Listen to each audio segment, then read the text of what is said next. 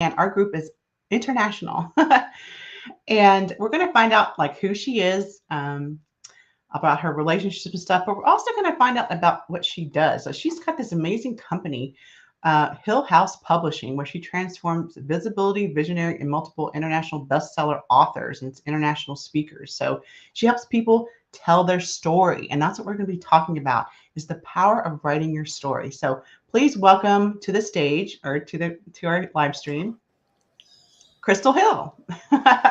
Hello, Crystal. Welcome, and thanks for being Hi, here today. hi, Janet. It's great to be here.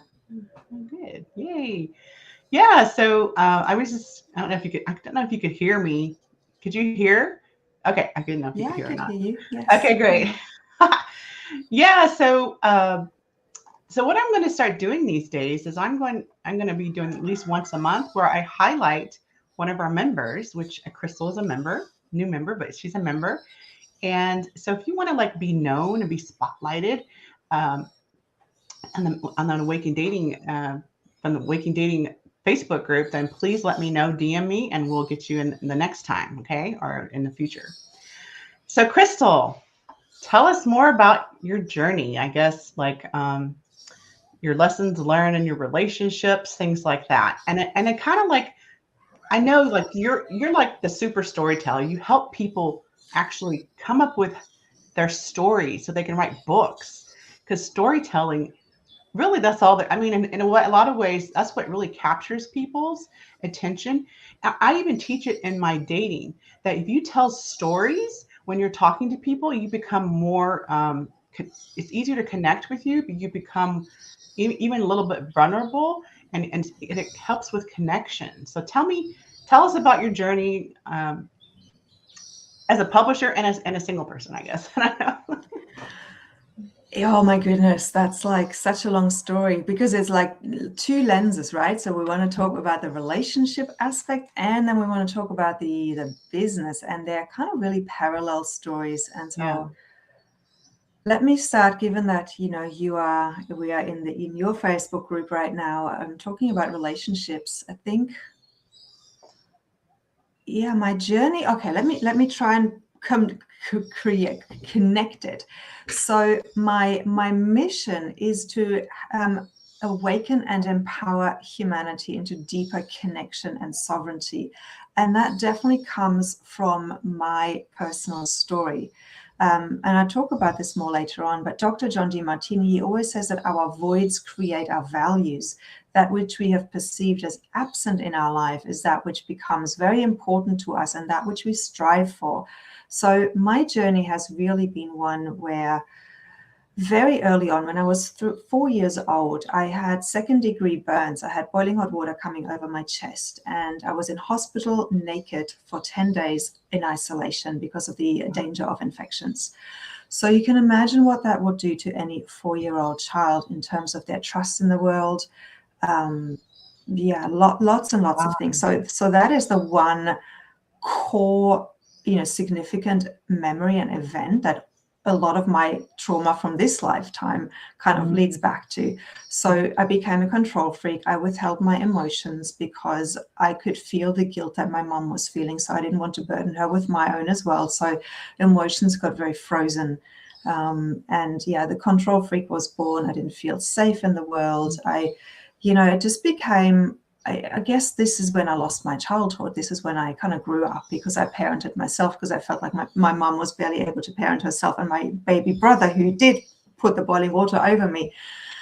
So as a result, I think in relationships, I either went for people who I felt I could control, but that didn't unconsciously, deep down, didn't really respect or couldn't fall in love with. They were the mummy boys, and it sounds horrible to say this, but like if we look at our trauma, like now I have so much compassion for my younger self, having healed most of this.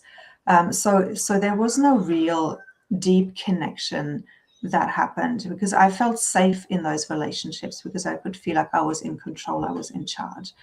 Or I went to the other extreme where I went for the Casanovas, those men who were emotionally unavailable, because that was like an achievement. Like this was how can I attract those ones?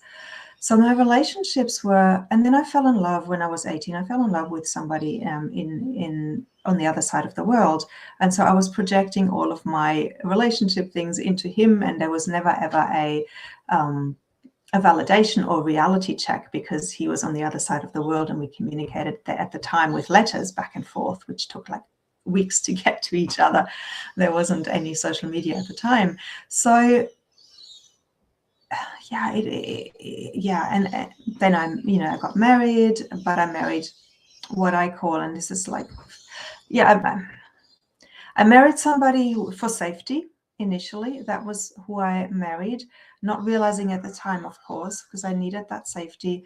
Then that didn't work out. Then I ended up in a narcissistic relationship because I married because I was attracted to the knowledge and the wisdom and everything that this person, the charisma that person represented, that I was striving for within myself. And now I'm single because I'm doing a lot of the healing. So I've never actually told my story through the lens of relationships. Parallel to that is the professional journey, where my journey was always into finding my power, getting the trust in the universe back, and really coming into a deeper connection with myself in an authentic way, so I could really relate to men in a relationship in that authentic way as well. And I think I'm nearly there now, which is beautiful. So professionally, I've known for a long, long time, forever. As a child, I knew that I was here to help people. Initially, I thought that was through psychology. Then I realized that wasn't my path. I was more of a creative, free spirit. I didn't like all the statistics psychology has, boxing people in order to understand them. So I actually ended up following my second passion, which was bringing literature to life on stage as a theater director. So writing has always been a massive part of my life. That's how I loved reading books as a child. I read one book a day. After my divorce, my endings of significant relationships always also came with a change in careers, which is very exciting, very interesting, and a change in locations. So I moved after that marriage ended, that first one. The universe didn't bring theater back to me. Nothing, it was all very stagnant. And I followed the signs and the synchronicities, which led me to Australia, where I discovered life coaching and NLP. And working especially with women, to helping them really feel trust inside of their bodies and connecting to their divine feminine essence. Because having been that control freak, I was very much in my masculine, in the wounded masculine, I might say, pushing, controlling, trying to achieve things. And it was very important for me to then embrace my feminine energy and my feminine flow, and helping other women to do the same. I became a Tantra teacher as well, to use that life force energy that we all have to strengthen the sense of self, and to help women to become more embodied, help myself to become more embodied. And then COVID hit, my second marriage ended, and I switched again and moved into what I do now, into becoming an independent publisher, and the through line really is everything is to empower. In the theater, it was about empowering actors, giving their best performance. As a coach, it's obvious, helping people create an empowered life, an empowered story. And in publishing now, it's all about empowering the authors, the contributors, the purposepreneurs that I work with, to become experts in their fields, become visible, become global authorities. And so that's what I do now. And I was pausing a second ago. Oh, there you are. Great. I wasn't sure whether you were still here.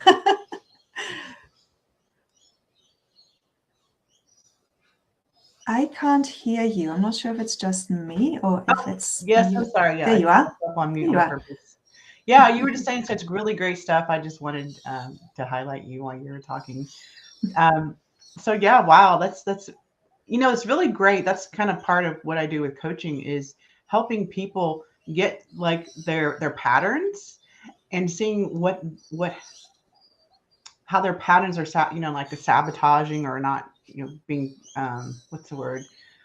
sabotaging, or it's just blocking them, I guess, also from having the love they really want. So that's Yeah. part of the coaching that I do. And I think it's really great that you were able to really see that about how you were operating, your automatic operating based on your past, based on things from your past. I'm sorry, I'm so sorry, that happened to you when you were young.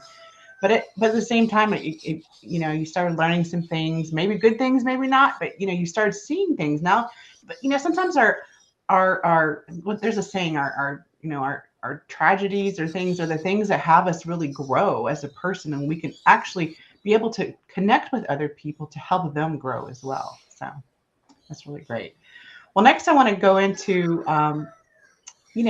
you're this amazing storyteller, publisher person, and how, why effective journaling and storytelling are a powerful tool to gain clarity and connection to your true connections, and how you can utilize that. So tell us more about that, I guess. Yeah, look, I actually written myself into clarity around becoming a life coach. I was at this time where I just landed in Australia. I realized that the theatre world wasn't resonating with me in the extent I had expected it or hoped for it. And I didn't. So suddenly I found myself not wanting to be in the theatre world anymore.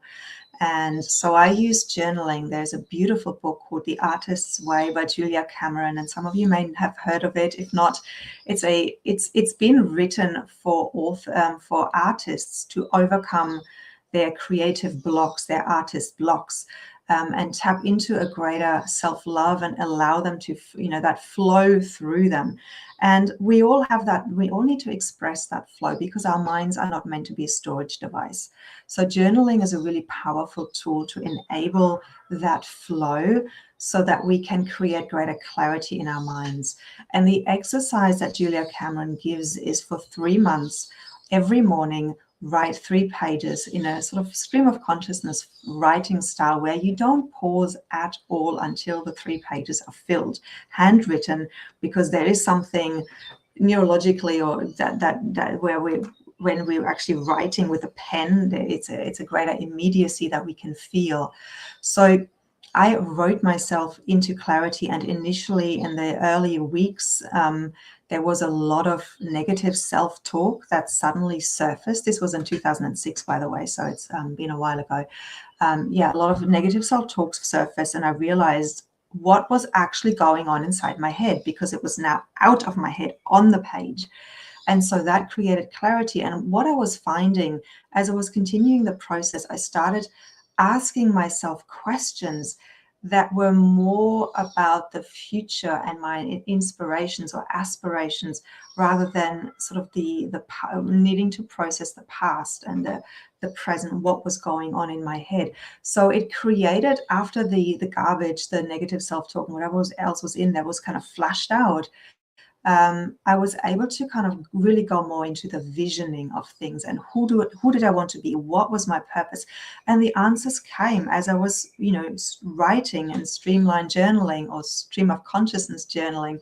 And by the end of those 3 months, I discovered life coaching. So that's why, journaling is a very powerful tool to gain clarity because you literally have a dialogue with yourself and therefore can identify and find your true essence. Wow, that's great. That's a great, like, that's actually something I also do, is having people write like what they're mostly grateful for. But journaling is definitely something to add in there, because it can, as you said, it can really, like you said, gain clarity and connection to what is really going on with you. I really like, you have to fill the pages, but stream of consciousness, and do it for 3 months, you said? Yes. 3 months. Okay. So that's some of y'all's homework. Anybody listening, is to do this journaling, 3 pages, stream of consciousness for 3 months, and see what kind of miracles happen, right? Because what we often do, is that we write and then we stop and then we continue the dialogue inside of our head, or we get distracted and then we come back to writing. And so this stop and start writing really does us a great disservice. Whereas if we're forcing ourselves, and it does take real discipline to keep writing and keep those thoughts on page, even though sometimes you can't write as fast as you think, but if you develop that discipline to still put everything on page, that's when the magic happens, when you don't process in your head, but you process on the page. Nice. That's great. So I'm a computer geek, so I always like writing is like terrifying to me. So this would be a really good practice for me to do because that's something I'm just not comfortable with, but I think I need to become more comfortable with it. So, well, next, we had some talking points, of course, and one of them was how to crystallize your core message so that others really get who you are and why you do what you do. So I think probably journaling helps with this, but tell us more about this. Speak more about this. Tell us Mm. So crystallizing. yeah, crystallizing your message, I think, is really important for any entrepreneurs to really be clear on what is your core message and why do you do what you do. And I think the why you do what you do is the very thing that differentiates you from any other person. And so me sharing my story about being burned, having second degree burns at the age of 4 is my unique story, and to create that motivation for me to come from disempowerment to empowerment, or really actually also from insignificance to significance. So a tool to really crystallize your message is to look at your childhood, because as you know, as most of you probably will know, that between the ages of 0 to 7, we are programmed and we create the beliefs that we then hold for the rest of our lives, because we are like sponges. We're in the alpha state, in the alpha brainwave state, and everything that happens goes right into the unconscious and programs us. So go back to the ages between 0 and 7 and look at the absence that you experienced in your life, or any significant events that potentially were traumatic. And now, it doesn't have to be as extreme as what I've experienced. It might be even more extreme. There might have been domestic violence, sexual abuse, or a deep, illness, but it could have also been something a lot more intangible. So if that is the case, think into what happened in your teens that was really significant, and then unravel it from there. What were the beliefs or the environment that you were in as a child that inner makeup that created the inner makeup to attract whatever traumas or significant events happened, because they created an absence. So it could have been that you've absorbed something from your parents. It could have been that you've observed your parents fighting, and you made a decision based on that you would never have anybody withhold love from you, and so you became a people pleaser, for example. And those more subtle things require a little bit more digging into our story, but you may find something. So I invite you after this, or whenever it feels good to you, to just really tune in, maybe just close your eyes and get into a meditative space and feel into what was lacking in my childhood, and what are the stories, the specific memories and specific events that created that lack. So it could be from, as I said, from disempowerment to empowerment, it could be from abandonment to connection, from loss to love, so you get the idea. So we're looking for these two contrasting principles or values. And that if you can then pin your marketing message, your origin story to that message, to that from to story, that's really, really powerful. And it's such a simple way to really crystallize what that core message is and why you do what you do, because I really believe that event at the age of 4 gave me the desire and the passion to help others become really empowered as well. Wow. Yeah, that's incredible. You're just, oh, I just love what you're saying. I'm just like, woo.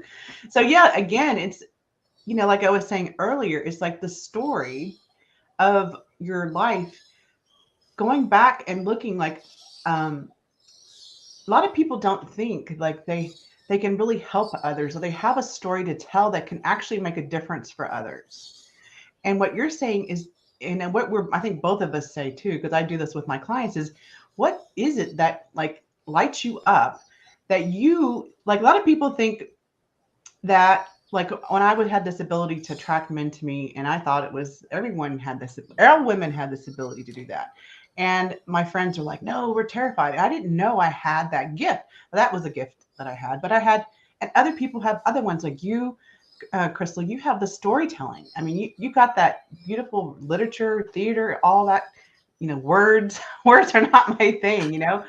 Mine is more body language stuff. But, anyways, it's really interesting to look at, and how can something from your past help you discover who you are, what you want to do now, and how you can help people with your message.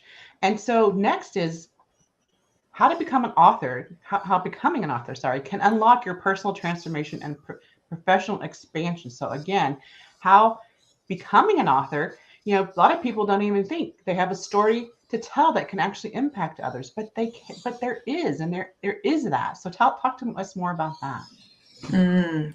Yeah, so firstly, I want to just share a little bit more around our story and how our story can impact others, because our story really is the only unique thing that we have. And so embracing and claiming our story is really powerful way to unlock our personal transformation, to really step into who we truly are. It is one of those ways to claim who we are, why we're here, and why we do what we do. And the interesting thing is that the listener, the reader, will perceive your story through their lens. They're not listening to your story. They're actually listening to their own story, whether it is by comparison or contrast. So when I was sharing that story with you about my childhood, I wonder what that evoked within you about your childhood. And maybe that's something, Janet, that you can share. What is that because it's like that. It's a great example to say, yeah, we are always hearing our story reflected back to us, and that's what's so powerful, and that's what creates transformation. Yeah, when you were talking about that, I was like, oh, when I was age 5, I had open heart surgery, so it reminded me a little bit about that, about being in the hospital and stuff like that, and thinking about when you were talking about your story and how you had this resilience and this, this new fire differently done. But, it made me think of myself as a young person having to go through that experience, and how that could make it, that had an impact on me and my life, and how I could either overcome it or it inspired me, either way. Right. Exactly. And maybe you were even understanding or seeing a new perspective of that event in your life, because I was sharing the type of patterns that I gained from my experience in my childhood. So when we have processed our story, when we've deeply reflected on it, and then we're sharing it from that place, it can create healing in the reader, in the audience. It can inspire them. It can give them a new perspective to look at their life from a different lens, through your lens. And so I think that's why storytelling is so powerful. Society is built on storytelling. That's how we learn. Storytelling is the key to our heart. And especially if it is shared with great level of vulnerability, it can unlock and open somebody else's heart and give them the gift to feel themselves and to feel something. But in terms of how becoming an author unlocks your personal transformation for professional expansion, there's a couple of points here. So the first one is that when you're writing your story, you are reflecting on your life. You might not just write your story, you might write your expertise, but you'll give examples from your life that will still share your story. So you're looking at, what is it in my life that maybe I haven't celebrated yet? And you suddenly realize, as you're reflecting on your life, wow, I didn't realize how far I'd come, because our society is still conditioning us to kind of want to achieve more and more and more and more without reflecting on what was. So writing actually gives you that gift to reflect on what was and to celebrate what was. Sometimes my clients or the authors that come into our books, they also suddenly realize that there are unhealed pockets of shame that are still suddenly bubbling to the surface, and they thought they healed them, but they hadn't. And so then there's healing that gets facilitated through the process of writing, or just the awareness that it brings, and they can then use other tools to heal, which then creates more life force energy. When we heal something, we always create more life force energy inside of us that we can then use to serve humanity in a deeper way. And that then, of course, expands our professional, that expands us professionally, because when we show up with more confidence, with more clarity, with more charisma, we cannot but attract more people into our world that think, wow, I now know you show up with such clarity around your message that people get it and want to work with you. So that's what writing does. And being a published author, of course, you're then being witnessed in that expression of who you are and what you do. You're becoming more visible on a global stage. And with that new level of confidence, that cannot but help you, attract more clients and expand professionally. Yeah. And just like I said, inside, even being an author and really writing your story is something that's great inside of dating. Again, like you said about the confidence, having that confidence, you know who you are and you know what you're up to, has other people go, wow, I like that person. Ooh, that person knows who she is. Again, a lot of our spirituality, while we're kind of all in this group together, is because we know kind of who we are in some ways. And looking at that from a storytelling, from a different perspective, being able to write and actually author a book, that's like, to me, that's, I don't know, that's just like the ultimate thing for me. So, is to actually be an author. So if, she has now Crystal has Hill House Publishing, and if you want to reach out to her professionally to talk about storytelling publishing, you can see the link there, hillhousepublishing.com, activate, to go ahead and, connect with her about writing your story.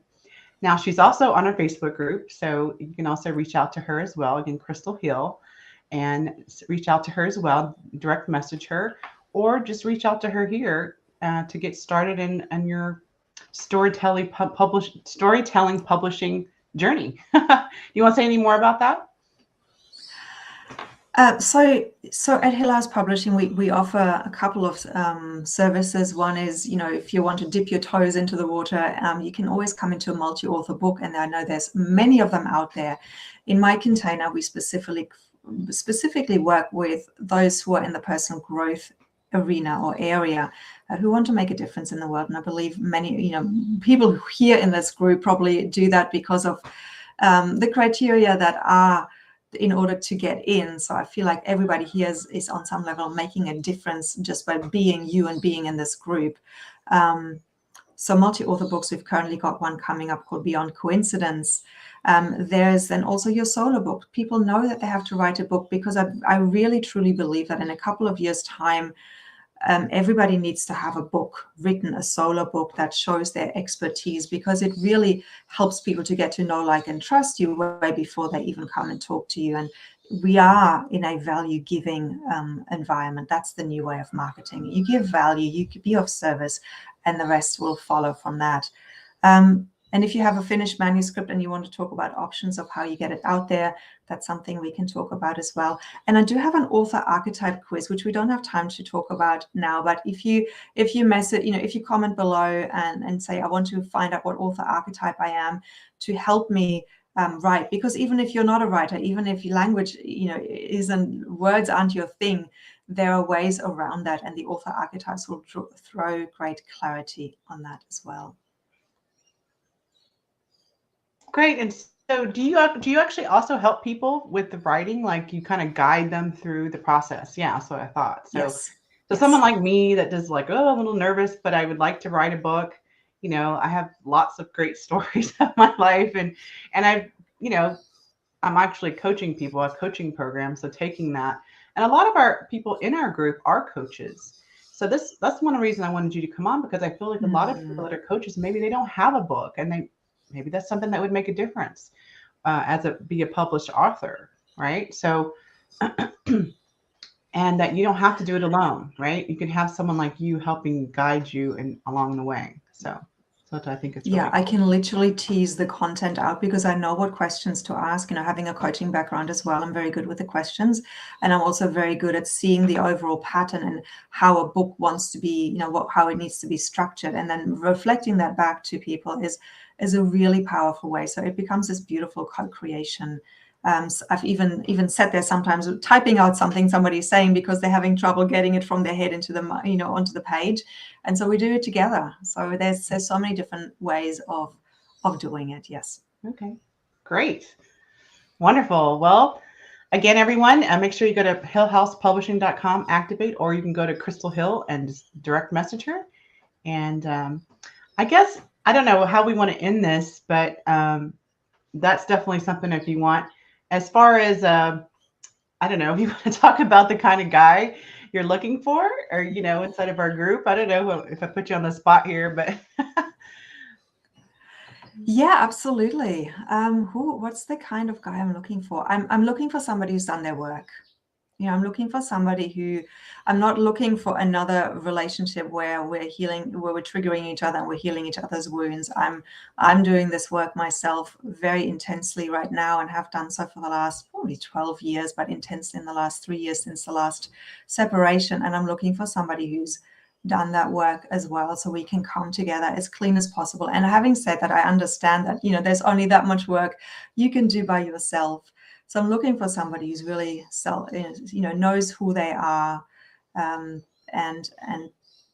doesn't need any type of codependency, but where we can truly come into an interdependent relationship.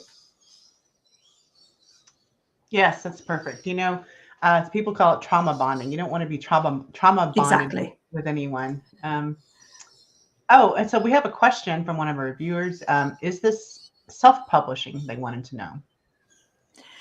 It is self-publishing, so it's a done-for-you service where I help you get published. Yes, it is self-publishing in essence. Yes.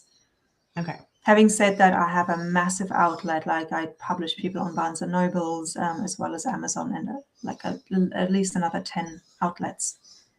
Okay, so you help people get the book written, and then you also help them get it into the right channel so they can get the book out in the world. Okay. Yeah. So the difference between, what I love about self-publishing is that the authors keep 100% of their royalties and they keep 100% of their copyright, and it's much, much faster than traditional publishing houses can do it.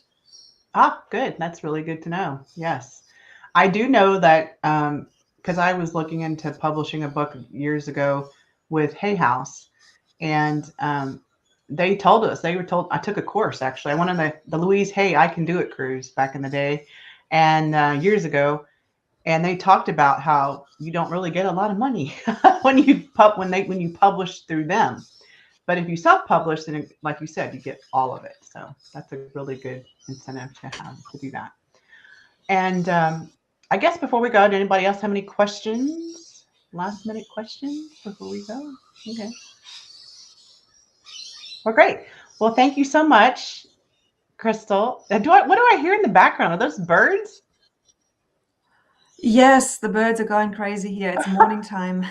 Oh, that's cool. I'm like, I think I keep like, it's not here. So I think it's over here on yours. Yeah, there's lots of parrots out there. I live on Oh. acreage, so there's lots of parrots. You might even have heard the roosters. I don't know. I think they've been behaving. Yeah, I didn't hear lots any of noise. roosters. So that's cool. Wonderful. Well, thank you so much for being here and being our guest, Crystal. And again, Hill House Publishing, if you're interested. And we look forward maybe coming back another time. So you were just awesome. I just want to tell you what an awesome guest you were. I really enjoyed thank you, everything Janet. that you said. Wow, what a gift. So thank you for being here, and we will say goodbye to everyone. Thanks. Bye, everyone. Thanks for having me.